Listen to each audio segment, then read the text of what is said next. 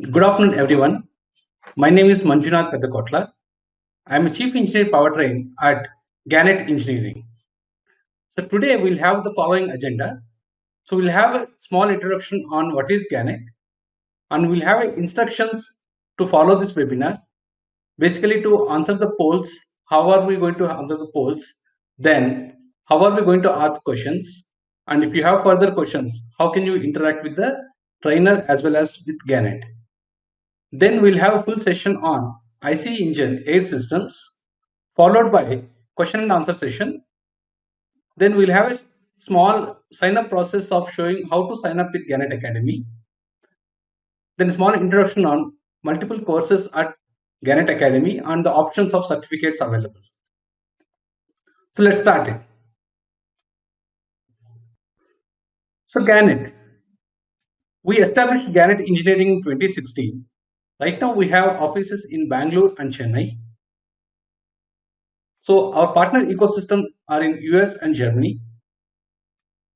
Gannett focuses on controls and calibration, system integration, and validation in the areas of automotive clean technology and safety. Coming to the products and services we have, Calgy. Calgy is our in-house data analytics and optimization platform.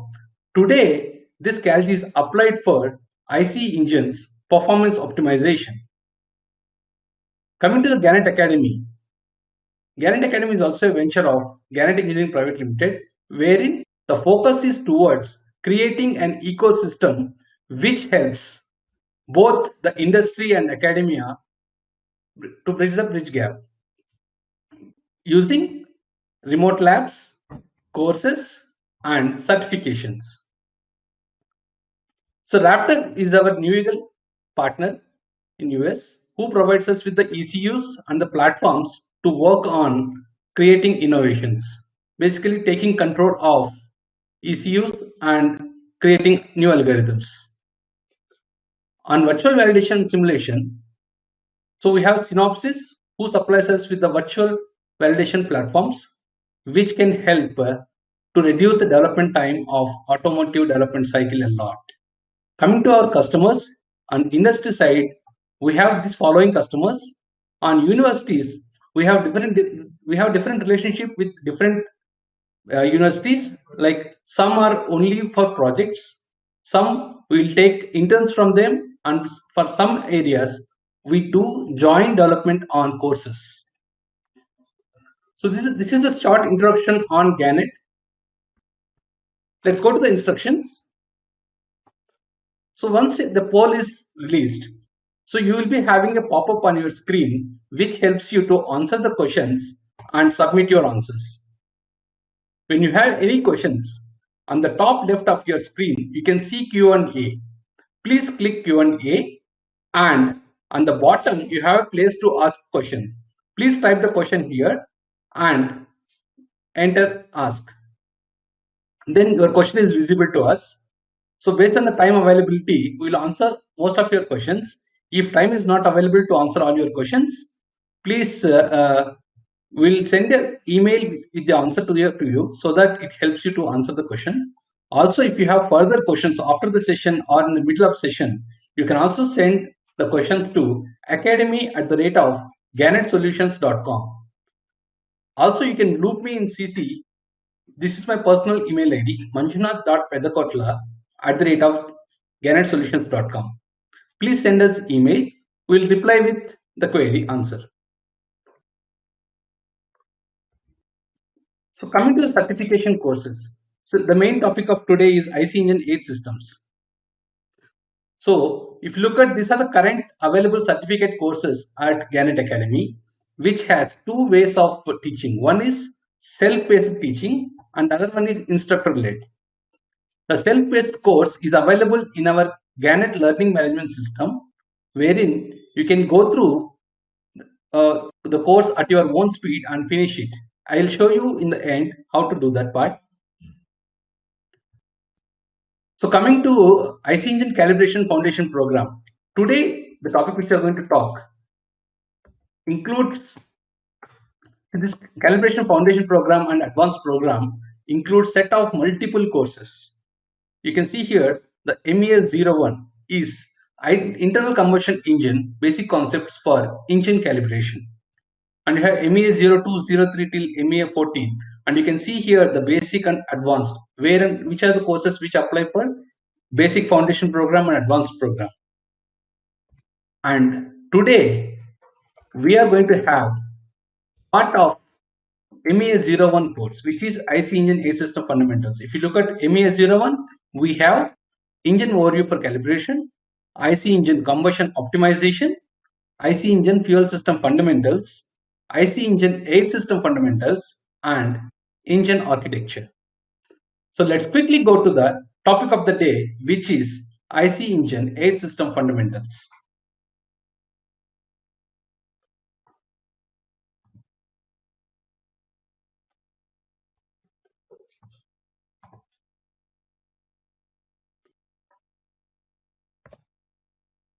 So let's quickly answer the following questions. So which one has more power? If you consider a 125cc bike, I take an example as Discover and 220cc bike. Similarly, which one has more power? 1200cc car or 1400cc car? And similarly, which one has more power? Either 2200cc car or 3000cc car? Please give your answers as soon as the poll is ready.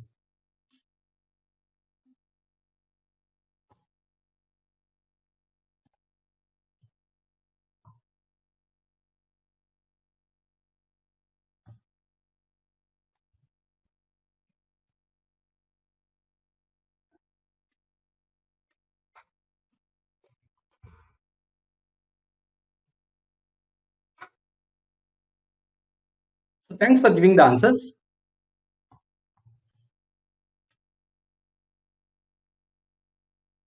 So you can see the results. So 75% of team said 220cc bike has more power. Let's answer the second question.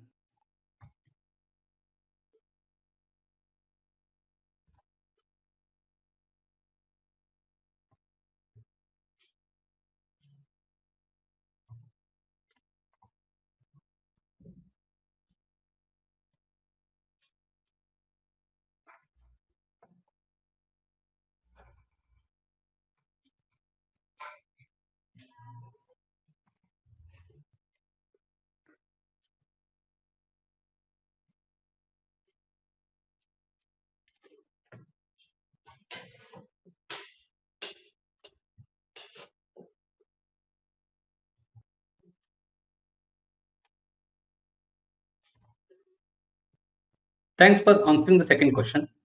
Let's have the third question.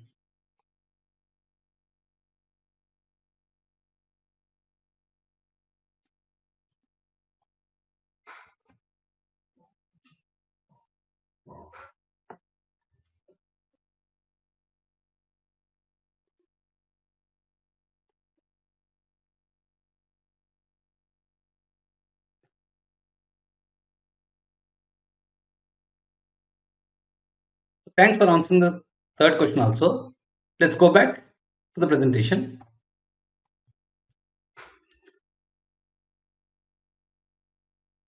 So let's go to each question with the details and see which one has more power. The first question, 125cc versus 220cc. As you can see here, this bike has more power, 220cc, which is having 17.8 versus 11. Coming to the second one, 1200cc car versus 1400cc car. Here we can see this has more power of 90 versus 75. Coming to the last question, 2200cc versus 3000cc. Here you can see the difference. So the car which has 3000cc has 156 power versus 197 for 2200cc. So this gives you understand it's not the only parameter which the power is based on.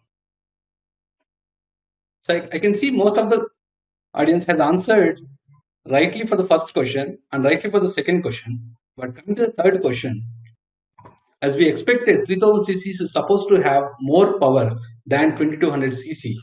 Let's see in detail why this is not the same case.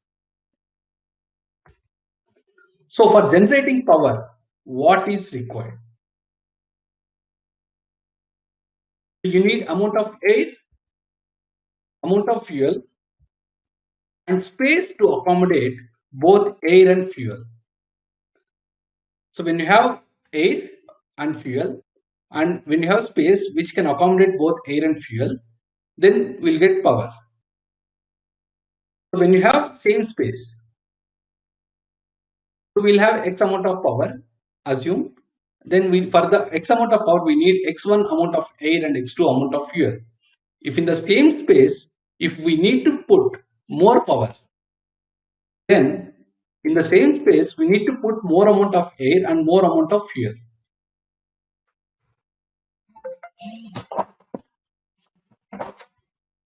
So, in the case of the first question, which is 125cc versus 220cc, so how is the scenario? As we are getting low power for 125cc and high power for 220cc, so basically we are having more amount of air and more amount of fuel, but in this case we also have more amount of space to accommodate both air and fuel. So 220cc bike has more air, more fuel and more space. Coming to the 1200cc versus 1400cc, it's again a similar case where you have high amount of air, high amount of fuel and high amount of space. Let's see the last case wherein 2200 versus the 3000cc. If you look at here, for gaining more power, obviously 2200cc is able to put more amount of air and more amount of fuel, but within less space. Coming to 3000cc vehicle, it has high space, but it's going to put only low amount of air and low amount of fuel. So, can you guess why? So, let's have a conclusion about for achieving more power, we need more air and more fuel to burn in a given space. If the space is less, in the less space, if you are able to put more air and more fuel, you are going to get more power.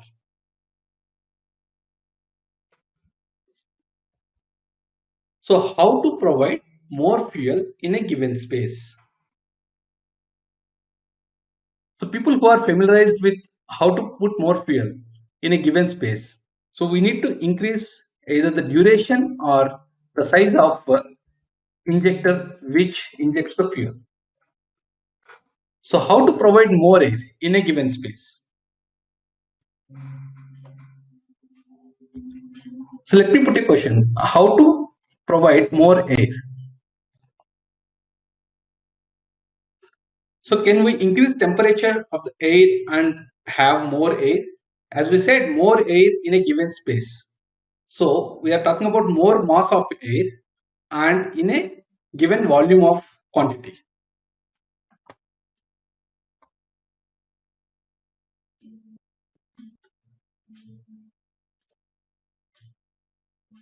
So more mass versus more density.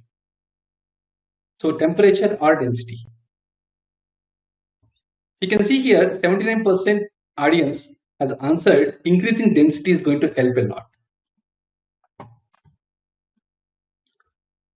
So as we already know, for the same combustion volume, the density, the relationship between volume and mass is the product of volume and density.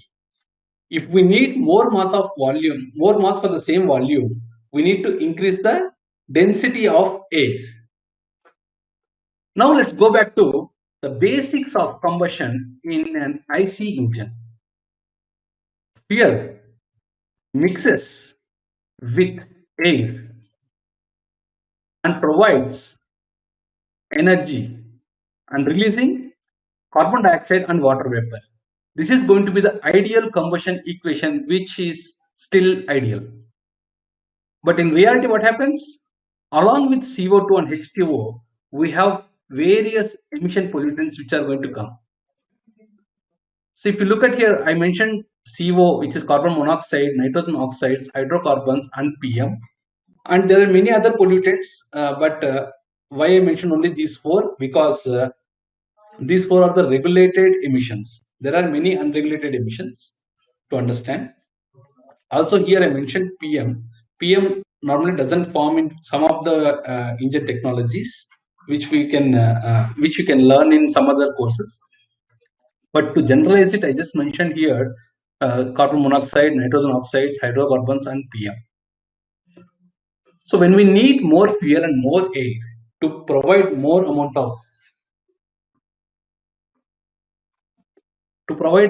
of power, so how much quantity of air is required for combustion of fuel?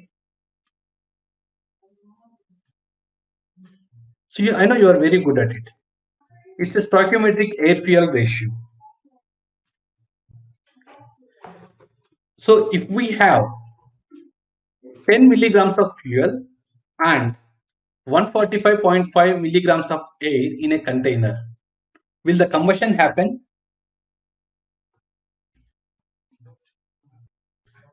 No, right? So you need favorable conditions for combustion required.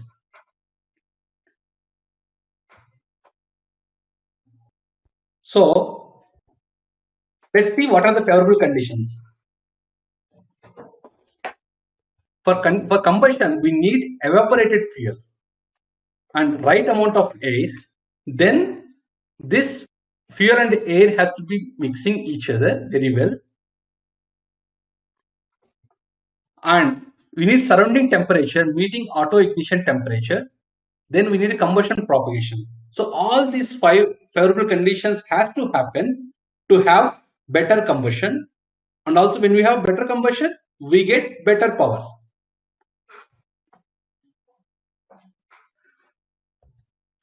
So for achieving evaporated fuel, this is mainly the focus of fuel system function. And providing right amount of air is completely an air system function.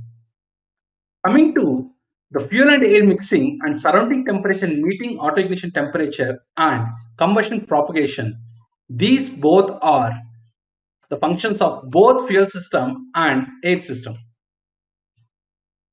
Now, as the today topic is more on air system fundamentals, let's talk about air system functions today.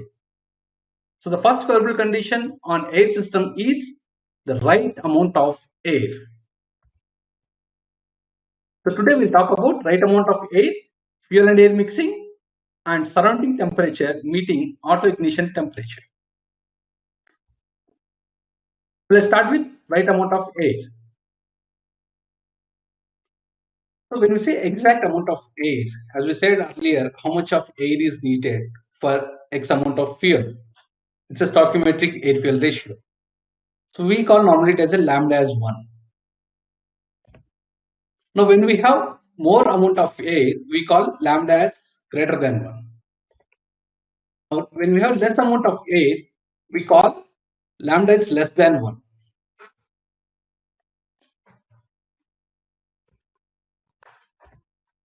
So when we talk about air quantity now, let's have a comparison of what are the advantages and disadvantages with respect to exact quantity of air, more quantity of air, and less quantity of air. So first one, exact quantity of air. When we are able to achieve this, what does this mean? Or what are the advantages it's going to give?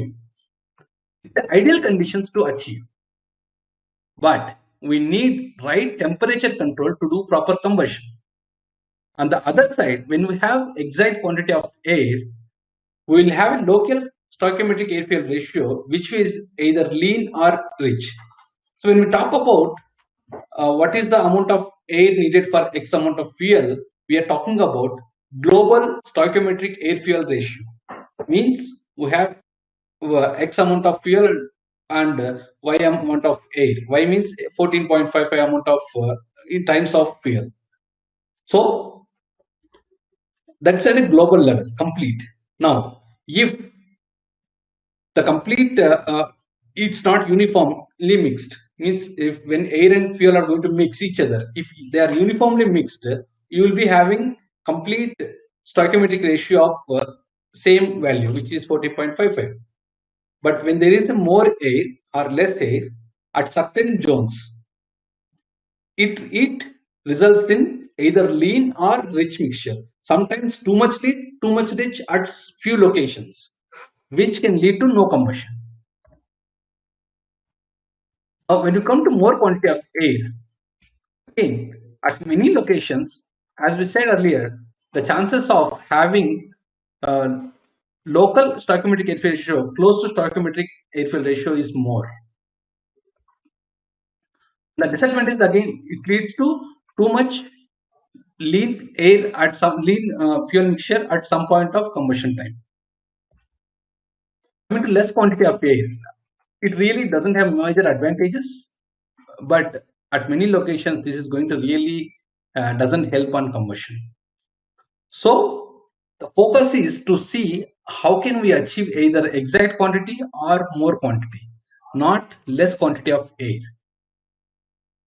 So this is on the quantity of, well, then let's go to how to, sorry, when we said we want less amount of air or more amount of air, so how are we going to control the quantity of air if needed? If we are not needing to control the quantity, that's okay. For some technologies, we need to control the amount of air. If we need to control, how does we control? So we need to have a valve to control the quantity of air. So coming to the second favorable condition, which is air and fuel mixing. Now, as we said earlier, we'll have exact amount of fuel and exact amount of air available, but if they don't mix properly, we may end up in having bad local air fuel ratios. So how to mix effectively, or say how to enhance mixing of fuel and air? So let's have a question. I'll give you a hint for this before I go for a question. How do you mix washing powder with water in a bucket? So why did I take this analogy? Now you know earlier the fuel quantity we have very less quantity. Fuel is at less quantity and water is air is at high quantity. The same case if you see here, washing powder is at low quantity and water is too much quantity. So how do you mix properly so that all washing powder is going to mix with water easily? Let's have a question.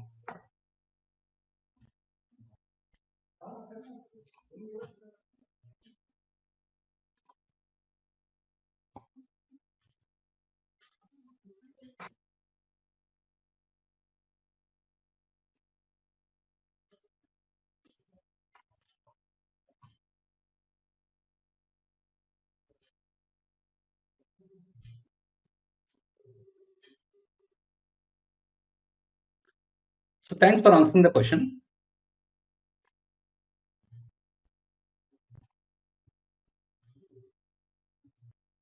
So almost all the participant has voted swivel motion.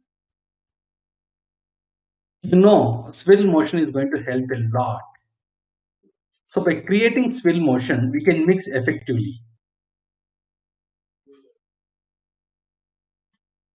So if air is supplied in a swivel motion, the mixing of fuel and air is enhanced.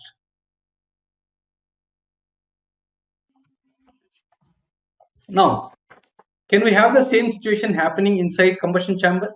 We'll come to that. Okay, so let's go to the other favorable condition, auto ignition temperature. How to achieve auto ignition temperature quickly? Now, what is auto ignition temperature? As we are talking about fuel and air, the fuel has to burn. So auto ignition temperature is the temperature at which the fuel starts burning. So this is the minimum temperature which it needs so that it starts burning. So I'll tell you what is the auto ignition temperature values for some of the fuels. So for example, for a diesel, the temperature of the auto-ignition temperature is close to 190 degrees centigrade. So when we have diesel as a fuel, we need to have conditions which can achieve 190 or more. If at any point during combustion, if temperature is less than 190, the combustion itself won't happen. So while in IC engine, when the engine is running, when the temperature is less than 190, the combustion never happens. So how to achieve this auto ignition temperature for a diesel of 190 very quickly? So in case of gasoline, I know you will expect gasoline auto ignition temperature is much lower than diesel. Okay, because you know the real case scenarios, right? Normally, if you when you go to a fuel pump, which one is more flammable? It's a gasoline or diesel. Okay, so you may think you see, yeah, gasoline burns quickly than diesel. Okay, so but in reality, the gasoline auto ignition temperature is 254 degrees centigrade. So diesel auto ignition temperature is 190 degrees centigrade, and the gasoline auto ignition temperature is 254 degrees centigrade. Then why gasoline burns when it's straight away inflammable than diesel? So to know more about fuel system part, so I suggest you go through MEA01 course, which has fuel system fundamentals, which can help you to gain more knowledge in what are the reasons for diesel as well as multiple fuels which can burn easily. But here we'll come to the point here. So how to achieve auto ignition temperature quickly? So there are two ways to achieve. One is very simple. Okay. So you need 190, 254, 300, 400, whatever it is. Put a heater. Heat the air to the required temperature. Okay. So one option is always very easy. Providing inlet air at auto ignition temperature. The second one is compress the air, and in return it also increases the pressure and temperature of fuel. So when you compress too much, it may go and achieve the temperatures. So there are two ways to achieve it. Now let's look at what are the advantages and disadvantages with respect to these two approaches. One is providing inlet air straight away at auto ignition temperatures, and the other one is using high compression ratio. So if take a case one which directly providing temperature, you can't compress further. Let's see what are the, okay, one more option, heating element inside combustion chamber straight away. Here we are providing inlet air and we have a compression ratio. The third one is heating element inside combustion chamber. Let's look at the comparison of three options, which are heated air straight away available at for combustion. Then second option is high compression ratio, which helps the regular air which is available to compress it and achieve the temperatures. The third one is let the air go to combustion chamber as usual and let a heating element inside chamber heat it to have a combustion.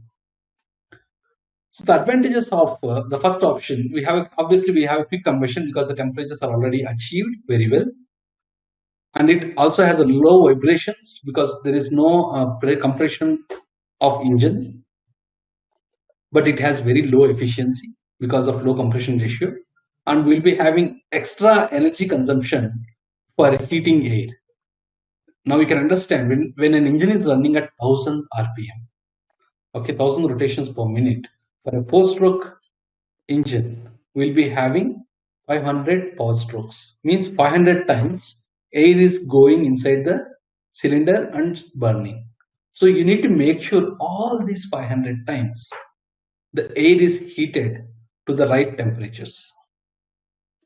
If air doesn't achieve to the right temperatures at any of these 500 rpms, that particular cycle, there won't be a combustion. With respect to heated air, the air density decreases. Earlier, we saw all the three conditions, three questions of which has more power. we decided to have high air density, which helps to increase the pressure and power. So when we have temperature increased, obviously the pressure is going to drop. And the worst case is we can't control the combustion start timing. Coming to the high compression ratio, we have a quick combustion, no additional source of heat, then high efficiency because of high expansion ratio, but it has more vibrations. Again, in this case also we don't have a control over combustion start. Coming to heating element inside combustion chamber, we have quick combustion, but we can control the combustion start. Means provide the heating from the element inside combustion chamber only whenever you need the combustion. Again, this also has energy consumption. So I'll tell you what is this control over combustion start using heating element. So I know you are more familiar with spark plugs and then combustion and gasoline engines. So spark plug is nothing but it's a heating element inside combustion chamber. So with that, you can have a control over combustion start. So now, what is the best way to achieve this auto ignition temperature? So option 1 is use the advantage of both together. First option, second option. Provide air at temperatures more than atmospheric temperature and use compression for achieving the rest. And option 2, use only heating element in combustion chamber. Either we can go for option 1, which are where we are using both earlier 2 options selected, right? 1, 2, 3. So using the first 2 options. The option 2 is using only the third option. So what did we learn so far? The first thing is the air at high density achieve more power for the same combustion volume. Then the swirl motion of air enhances air and fuel mixing. The trade-off between high temperature air and optimized compression ratio or providing a heater element supports in achieving auto ignition temperature faster. So I didn't put here how to control the quantity of air because again we can use the only that is needed when we have to control the quantity of air. Now let's see how to apply these learnings. Now when we said, hey, we need more power from the current engine, how to achieve? We also already learned that when we provide high density air, it provides more power. Now, how to achieve this or apply these learnings? So we can go to compress the air to achieve high density. So compress the air to achieve high density for the same volume again. So for swirl motion, while air is introduced into the combustion chamber, so we are going to shape the complete passage in such a way that it generates that swirl motion. Then coming to the third learning, trade-off between high temperature air and compression ratio. To fix the minimum inlet temperature and select the optimized compression ratio. So this is how we can apply whatever we have learned now into the engine. Obviously in the air system we are talking about. So let's see what components can we add. The first one, we are going to have compressor. For the second one, we are going to have the port, the inlet port, which is supposed to provide more air to the combustion chamber. It is shaped in such a way that it generates that swirl motion. So for achieving the trade-off temperature or auto ignition temperature faster, so when we have a compressor, we have a high temperature rise. So when we have high temperature already available, so we need to see sometimes it is more than high temperature or not, or means more than auto ignition temperature or not. If it is more than auto ignition temperature, it's very dangerous because it may have combustion at any time. So we need to see which is the minimum and maximum temperature and have the compressor selected based on what is the maximum temperature it can achieve. If needed, we are going to have a cooler after that to reduce the temperature. So these are the components which we can put in a air system which can deliver more power, better air and fuel mixing, and faster auto ignition temperature. Let's have a look at air system layout. What components can we have in a air system layout? So first, air is going to come from atmosphere. So as you know, atmosphere has so much dirt as well as dry leaves, so many dust particles. So we need to filter that air before going into combustion. So we will have an air filter. So coming from atmosphere, the temperature and pressure of air is at very normal conditions, which is 25 degrees centigrade or 1 bar pressure. This particular air is supplied to compressor because the atmospheric air is at atmospheric pressure, which is say standard 1 bar. So when we have 1 bar of pressure, so we need to increase that, or basically to increase the density of air. So we need to have a compressor. This compressor increases the density of air. What we need is density of air. If you look at the properties of air before compressor and after compressor, before compressor, the standard conditions of air are, say, if you consider standard as 1 bar pressure, 25 degrees centigrade and 40% relative humidity. But if you look at after compressor, obviously it has been high dense air.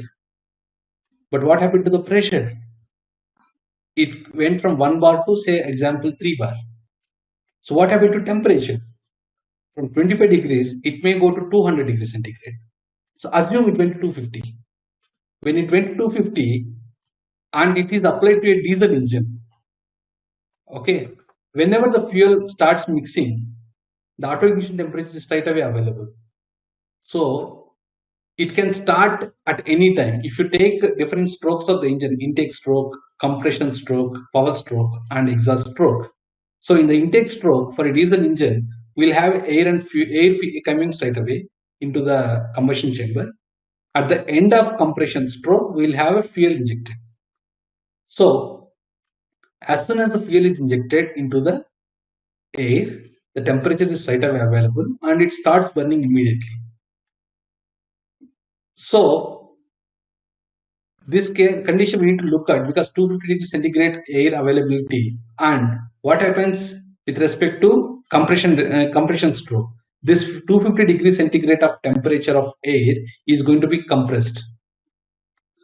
This is going to have too much effect on temperature. So I know it's not unfair to put all the details in this air system fundamentals course.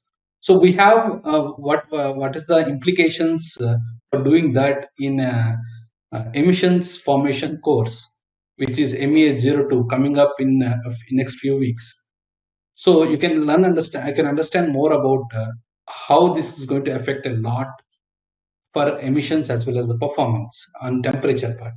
So here, when there are certain conditions with respect to compressor, where your temperatures are beyond auto ignition temperatures or reaching at the end of compression stroke, so we need to have a cooler which can cool this air. Then this air is going to be supplied to intake manifold. Now, I have a question here. So we said how air filter works. It's just a constant device which filters with respect to either it's respect to porous filter or it's a gravity based filter. It can filter the air, but compressor has to run and increase the pressure as well as the density of air. Means the work is doing by compressor. So just want to understand how this compressor runs. If you look at intercooler again, intercooler is when you have other device which can cool it, or for example, if we have a coolant which passes through the other section of intercooler, it cools the air. Or if air is passed over intercooler, it's a natural convection, so it cools the air. Intake manifold is again, it's a space to accommodate air. So if you look at all these components, compressor is the only one which has to run by something else. So how the compressor runs? Let's understand a little bit more into what is compressor and how it runs. A compressor contains a wheel and a chamber to compress air. The compressor needs energy to drive the wheel. As you can see here, this is the shaft and this is the wheel and the chamber, and these are the vanes to compress the air, so that when air enters here at atmospheric pressure of 1 bar, it can completely pressurize it to 3 bar. But the amount of pressure output here or density output here depends on how fast this is rotating. So you need the power which rotates this shaft.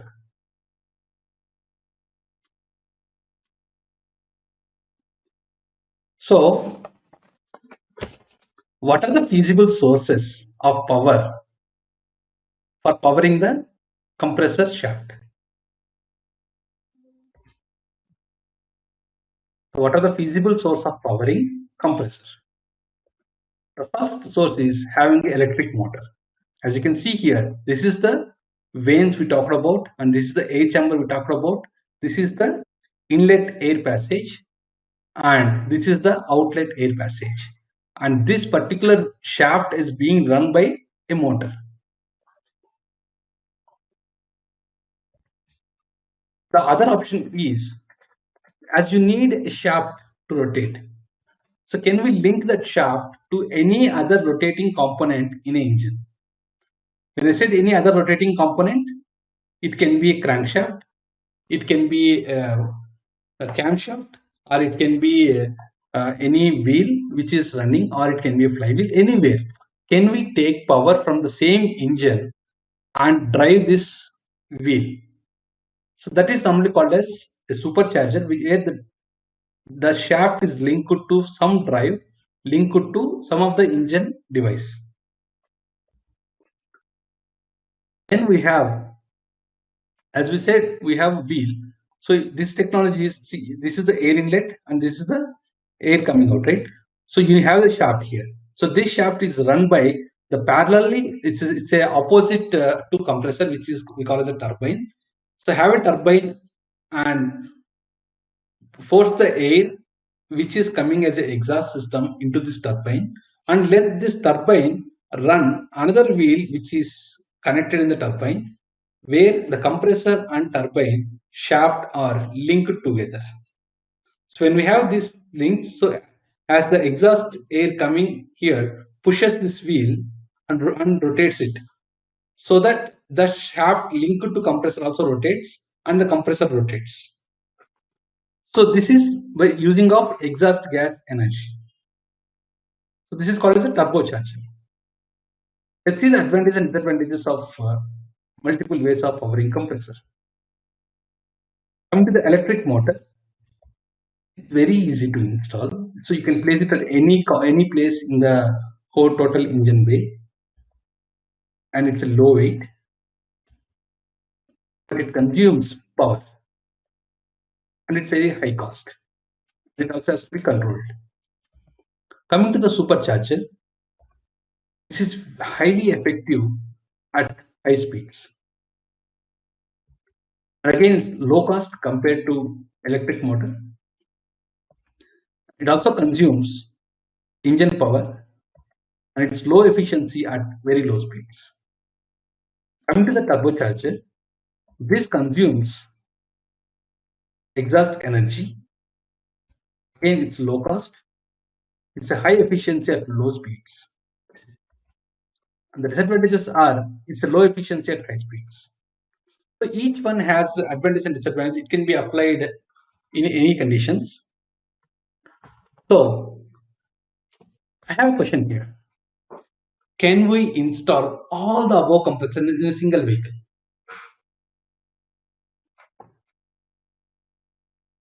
So can we install all the above compressors in a single vehicle?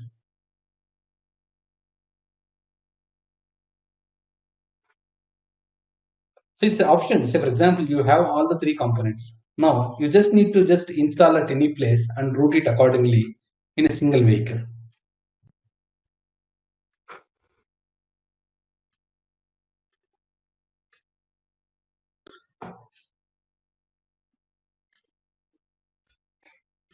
So participants are still answering the question. So let me wait for some more time. Yeah, let me show the results. I can see 55% said no and 44% said yes.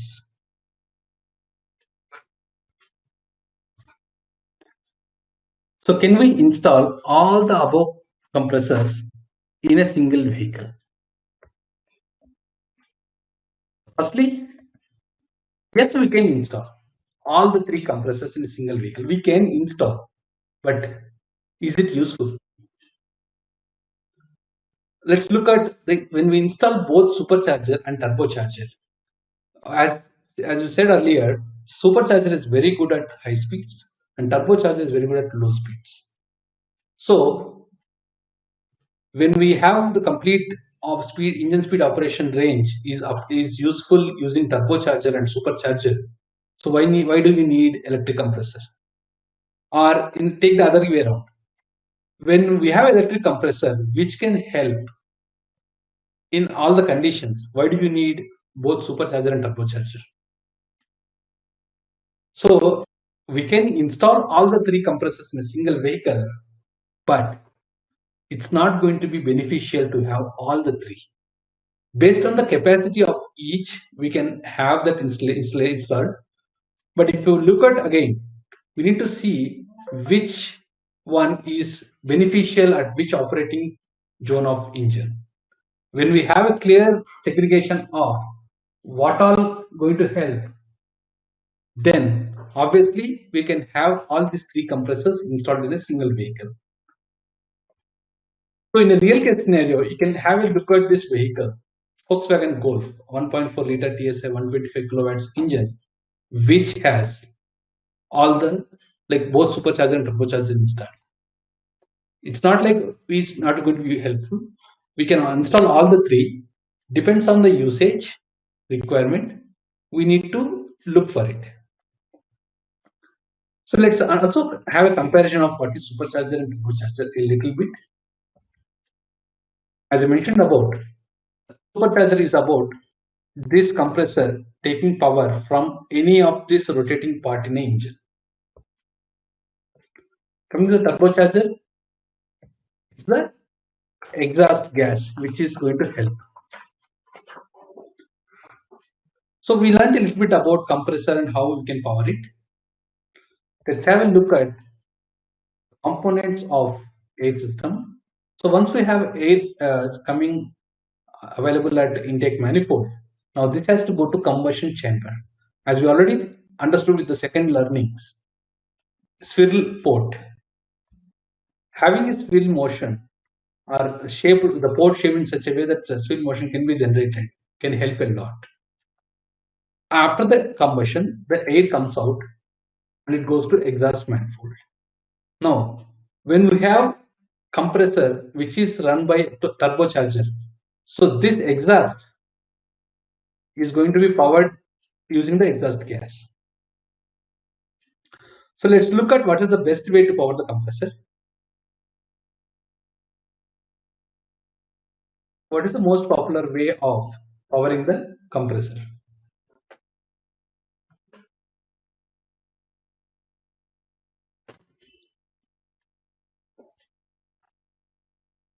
So I mean to say, what is the most popular way?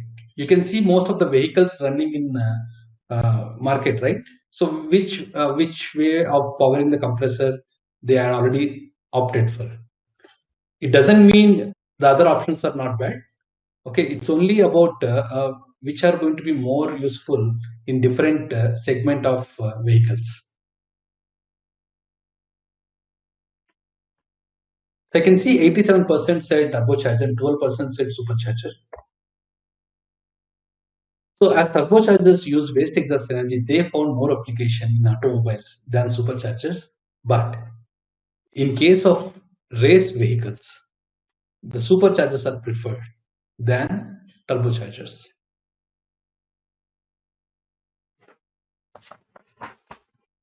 So now, as I said, turbochargers has more application. So I'm just trying to put a layout of a turbocharger application here. Then the air after turbine goes to atmosphere. So see, air is coming from atmosphere. Again, going back to atmosphere. Why we need to take the air from atmosphere and let it to atmosphere rather than why can't we have a closed loop system? Why can't we have a closed loop system of air? Basically, can we have it or not?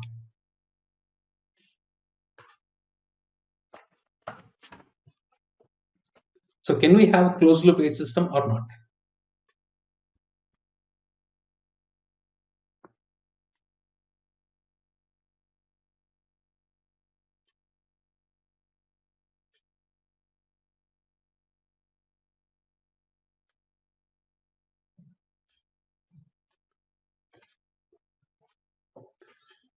So still participants are answering the question. Let me wait for a few more seconds.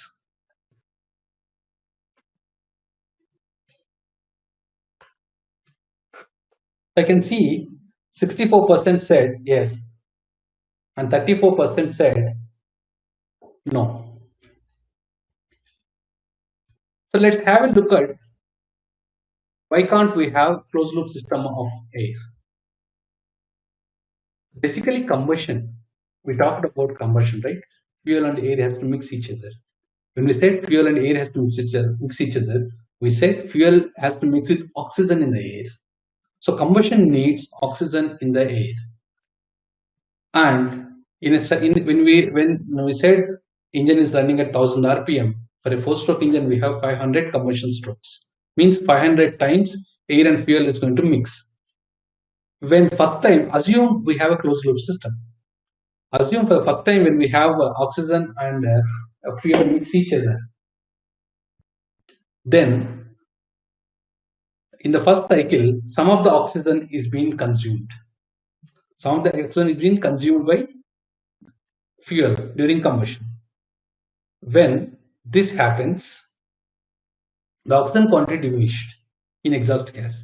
In the next cycle, when we have the same less amount of oxygen air entering into the combustion, again it again diminishes. Maybe after one time or two times or three times, the oxygen quantity may not be sufficient, which will result in no combustion.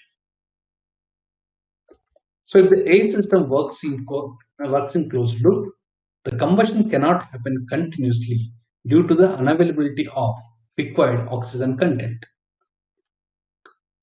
But as I said, it can run for few cycles. It means engine can digest part of the exhaust beyond which engine cannot sustain its running.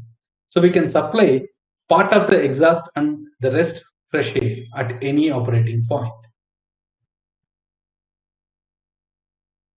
Now, let's have a summary. So we said these are the favorable conditions for combustion.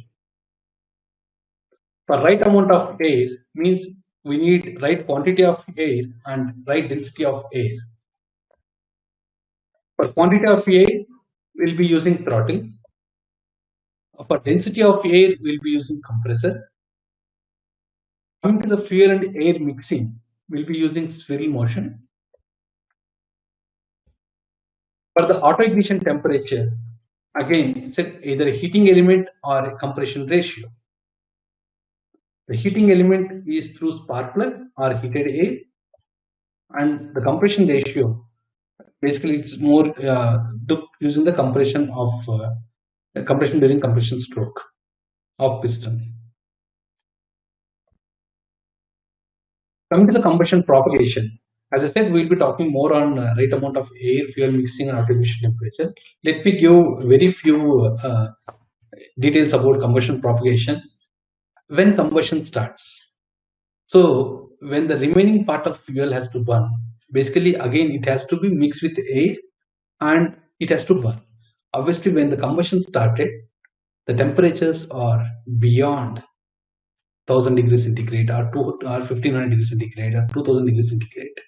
So auto ignition temperature is not an issue there. The only issue is availability of air fuel ratio, basically the burnable air fuel ratio. When you said stoichiometric is again ideal, okay, so but lean as well as rich can burn, very lean and very rich cannot burn. So that's what availability of the burnable air fuel ratio is the key. So coming to the air system components and layout. So if you look at these components, so we'll have throttle for controlling the compressor, pressure and temperature. Are basically in the intake manifold, you need pressure sensor and temperature sensor to mainly look at to see how to control the combustion or maintain the auto ignition temperature. If the intake temperature is too high, basically we have to reduce the compressor pressure, which helps in achieving the maximum intake manifold temperature. This particular components from atmosphere till intake manifold is called as intake air system. Then from intake manifold to exhaust manifold, it is called as in-cylinder air system. Then from exhaust manifold till atmosphere, we normally call it as exhaust system. So let's look at what are the components of each system, subsystems. Intake air system, air filter, compressor, intercooler, intake manifold, throttle. Again, it depends on technology to technology. In cylinder, again, number of valves, spill, valve, and then valve train, valve opening and closing profiles. Exhaust system mainly focused towards the exhaust manifold, turbine in case of turbocharger technology is implemented. Then we have silencer. The functions of intake air systems is to focus or mainly to provide air at required pressure or basically required density, air at required quantity, and temperature control of intake air. These are the main functions which air intake system has to handle. Coming to the in-cylinder air system, it should be more focused towards how fast can intake air is available in for combustion and how good the spill is generated, so that you will have enhanced air and fuel mixing. Obviously, as soon as entry is also always an important aspect, the exit of air also is important aspect during the exhaust stroke. Coming to the exhaust air system, when there is a turbocharger implemented, so we need to look at high energy transfer to turbine, which helps to have a higher compressor speed, which generates more power.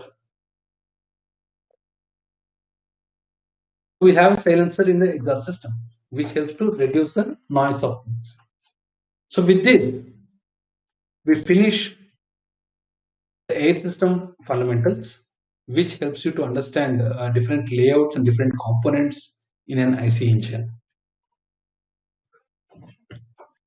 So let's have a question answer session.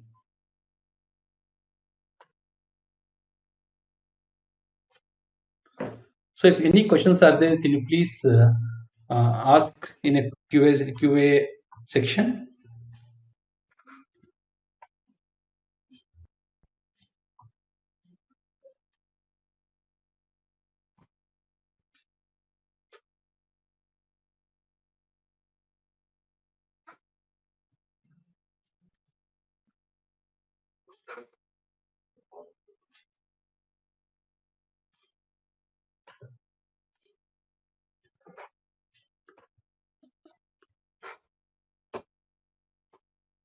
So I think we don't have any questions. I feel almost all of the participants has understood everything. Okay, let's move on to other topics?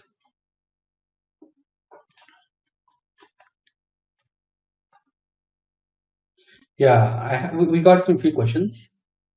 So, why biodiesel is not used? Okay, let me explain the answer for that. See, if you look at here, we talked about IC engine air systems. Okay, I can have more answers for this in fuel system. I recommend you to go through the fuel system fundamentals video, but I'll give you the answer here. Okay, so coming to the biodiesel. So the main difference between biodiesel and other liquid fuels is the liquid fuels. I mean, talking about gasoline, diesel, and biodiesel. When we have biodiesel, it's very similar to diesel, but only the properties of the fuel, mainly the auto ignition temperature and viscosity, are different. Okay, so coming to the viscosity, again, here we are supplying air for achieving X amount of power from the engine. If you say from a gasoline engine, you may need Y amount of fuel. In case of uh, diesel, you may need more amount of fuel or less amount of fuel. In case of biodiesel, again, you may need the different quantity of fuel. So the quantity of fuel is different. But if you are going to get that much of power, so that much of quantity of biodiesel is used for getting the power. Okay. Again, if you look at how to have enhancing of biodiesel fuel and air, again the same concepts are going to apply, which helps like spill port as well as high compression pressure.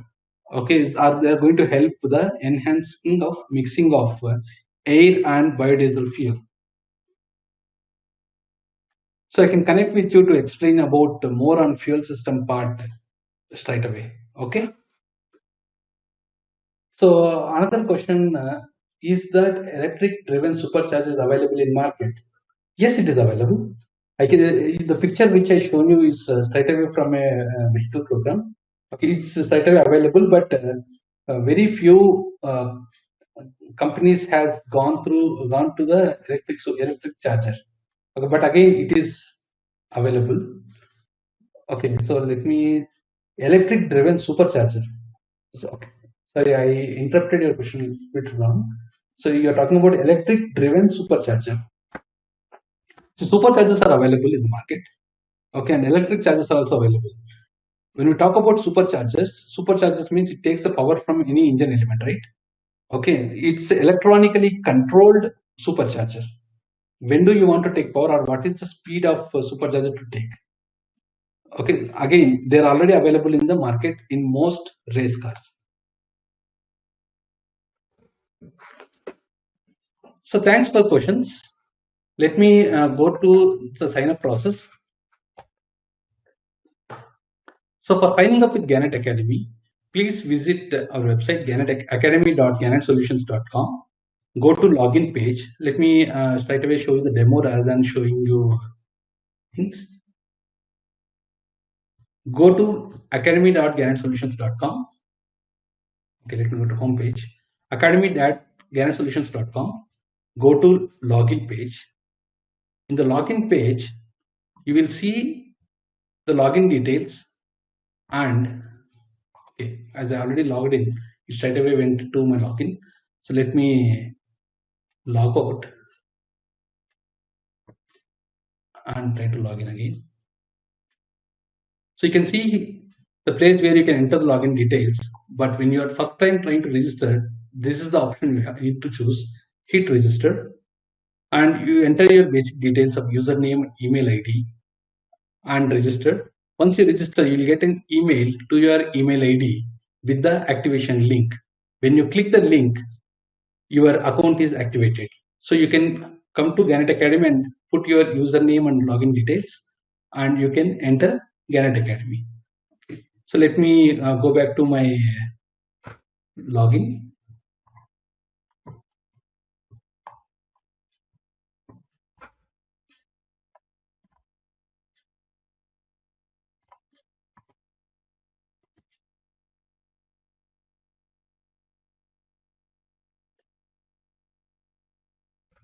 So once you log in with username and password,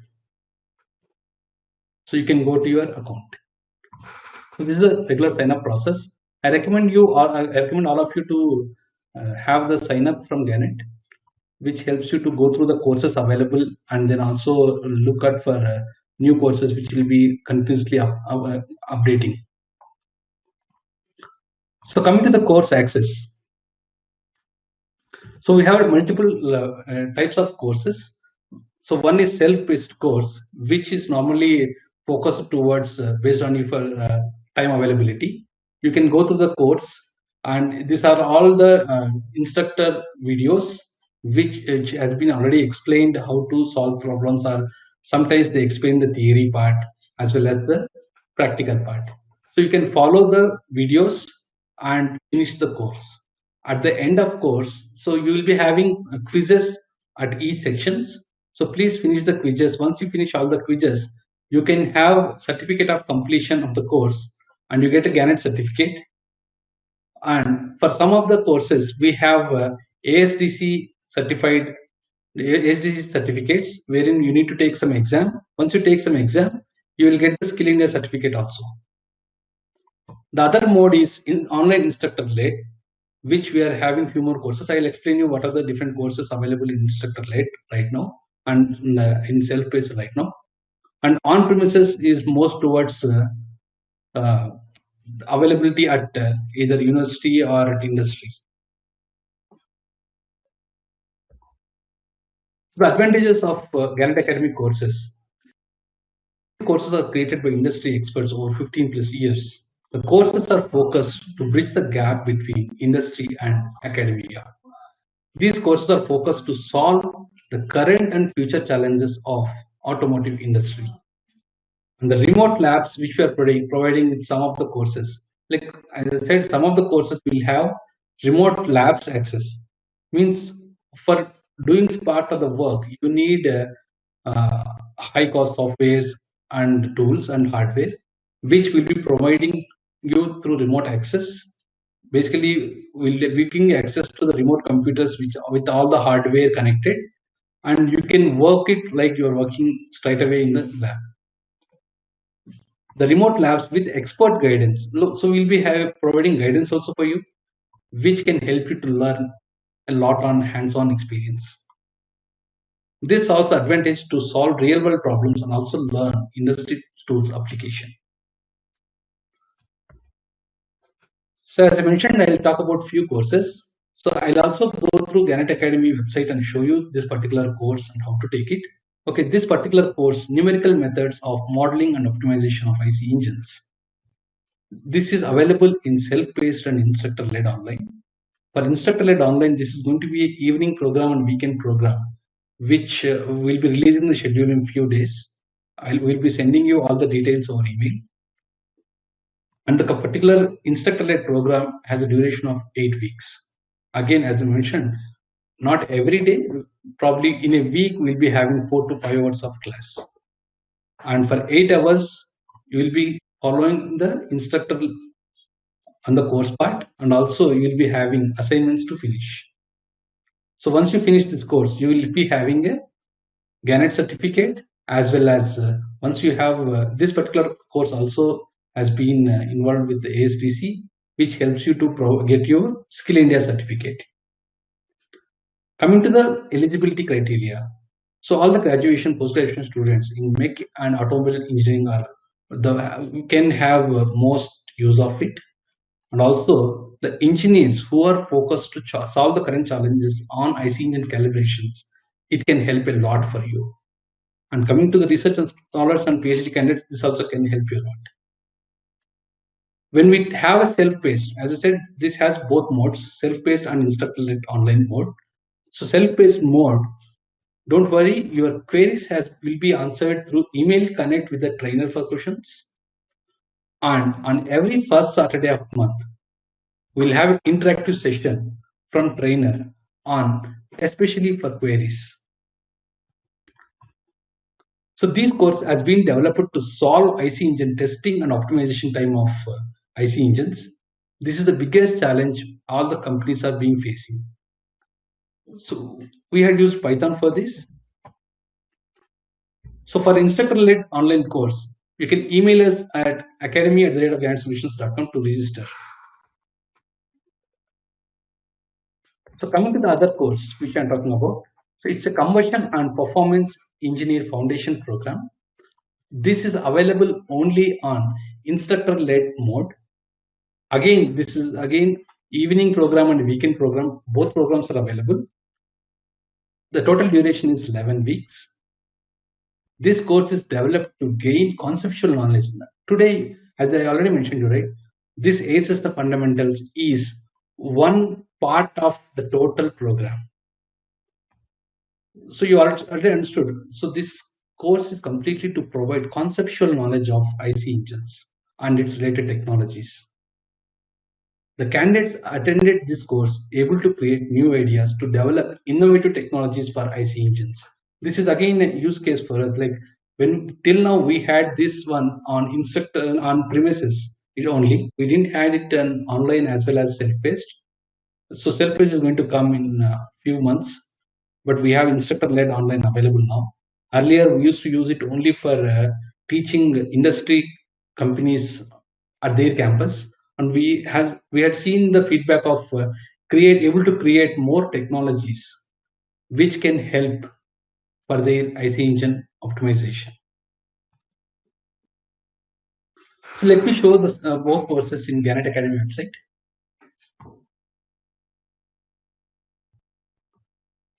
So this is the first course which I talked about, numerical methods for modeling and optimization of IC engines. So this is a self-paced course. So you can see I'm the instructor here. So you can also download the course information, look at it, what are the details here, and you can also browse the course content. What are the course content without without actually registering? What is the course or content? I recommend you to go through this course and take a sign up. This will really help you to understand advanced calibration techniques. The other course I'm talking about is CPE Fundamental Foundation Program. As I mentioned earlier, so we have multiple courses in CPE Foundation Program. In CPE Foundation Program, as you can see here, we have MEA 01 till MEA 14. For CPE Foundation Program, we have MEA 01, MEA 02, 3, 4, 6, 7, and 13. So we have this in instructor-led online mode. Right now, MEA 01 is available as a self-paced course. So you can log in, create a Gannett Academy sign up, and you can finish this IC Engine 8 System Fundamentals course, which we did it today. Once you finish it, you can also get a certificate from here on completion of this course. So this is MEA 01 course which we talked about. This also has all these areas which I mentioned already: engine overview for calibration, IC engine combustion optimization, IC engine fuel system fundamentals, A system fundamentals, and engine architecture. So all these courses has been already available in self-paced online mode. So for students who are interested in applying for IC engine calibration and performance foundation program, please email us to academy@guidanceSolutions.com, and we'll send you the details for about the schedule and the costs. So with this, we finish the session of IC engine fundamentals.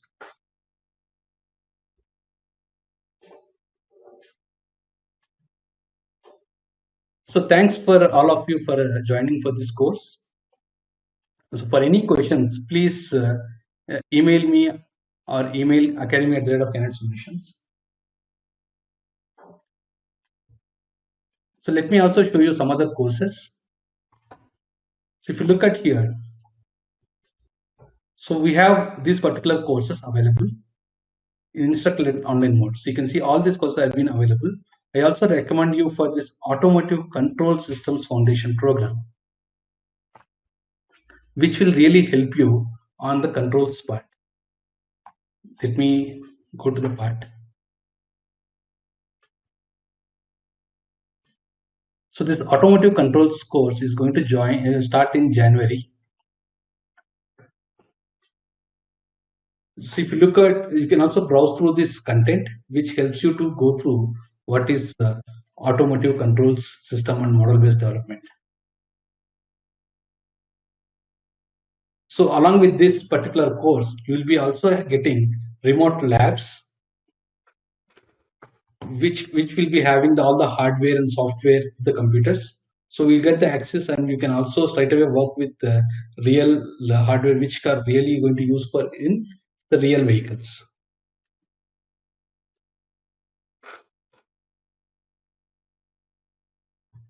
So I recommend you to have a quick sign up with Gannett Academy and explore the possibilities of your learning. Enjoy it.